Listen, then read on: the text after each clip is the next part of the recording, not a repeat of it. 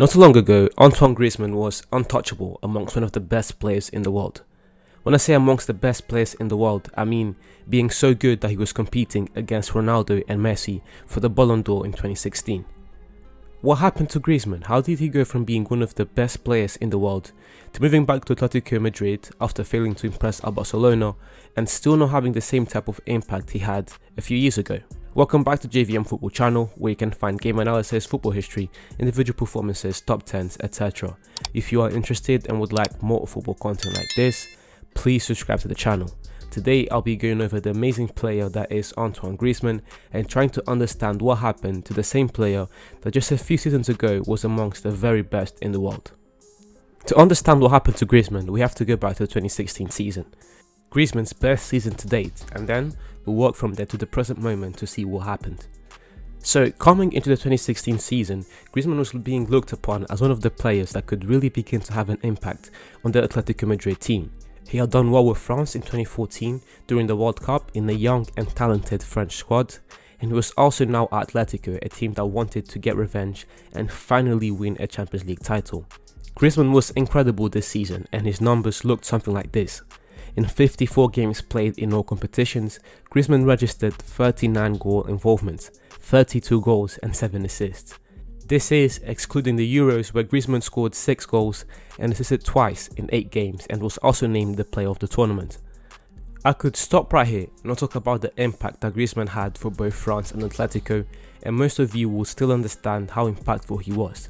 The numbers truly speak for themselves, and 32 goals scored, that's pretty impressive. He helped Atletico to finish third in La Liga, only 3 points behind first place Barcelona, in a competition where Griezmann scored 22 goals.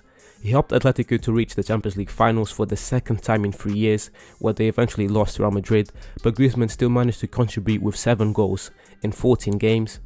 Then moving into the Euros, where Griezmann stole the show, putting on impressive performance after impressive performance, including his double against Germany in the semi-finals.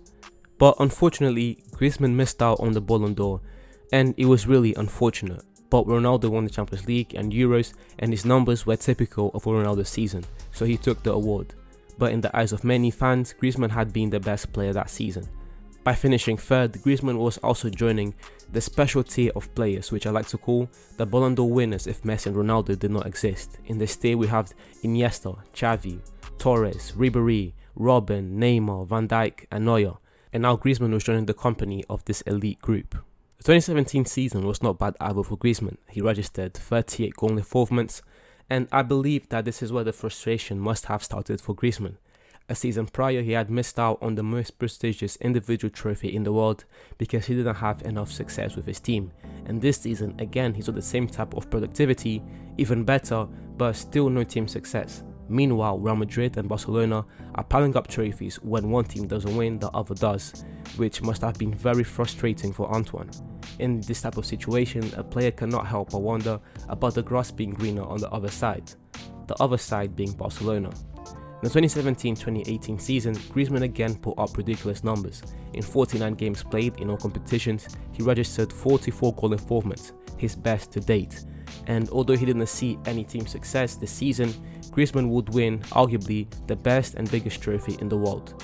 He would win the World Cup with France. He was once again one of the best players for France, and although Mbappe would steal the show this time, Griezmann still managed to score 4 and assist twice in 7 games played in France's road to world glory.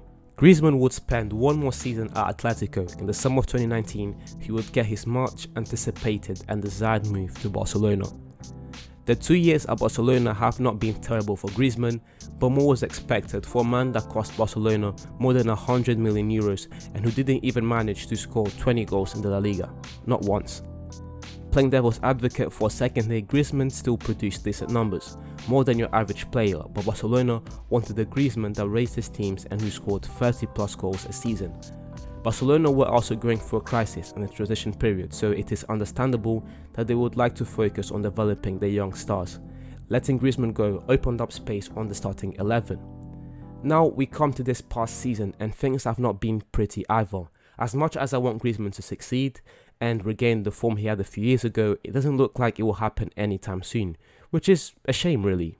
In 38 games played in this past season, Griezmann registered 15 goal contributions in 38 games played, which is not good enough, not to the standards of Atletico and where they want to be, and especially not to a player of Griezmann's caliber.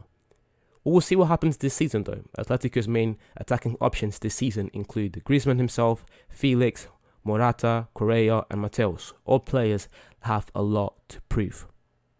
But anyways, thank you very much for watching the video until the end. If you enjoyed the video, please leave a like and subscribe to the channel for more game analysis, football history, individual performances, top 10s, etc. This is the beginning of something special, and it would mean the world to me if you subscribed and helped me to grow this channel.